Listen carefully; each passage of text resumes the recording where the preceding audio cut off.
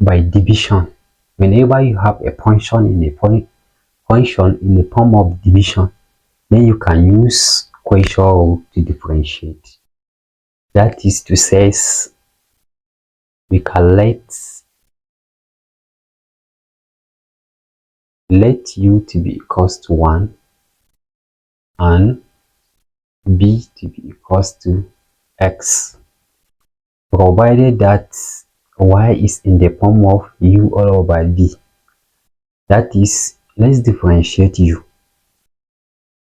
with respect to x. If we differentiate u, du all over dx is equals to, if you differentiate u, you get 0.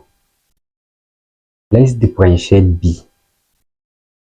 You have db all over dx is equals to, you differentiate x, you get 1. Then the next thing to do, we can say is by quotient rule. By quotient rule, we can use the formula which says dy over dx is equals to b du all over dx minus u db all over dx all over b square. This is the formula of quotient rule. Then we can substitute into the formula. This is equals to, the b here is equals to x. Here we have x multiplied by du. Du here is equals to 0.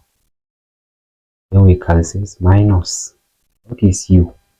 U here is equals to 1. That is db. db also is equals to 1. We multiply by 1 also. Then we can say all over b square. We can square the b. We have x squared. Then we can continue by saying this is equals to x multiplied by 0, 0, then 1 times 1 here, you have minus 1 all over. This is x squared.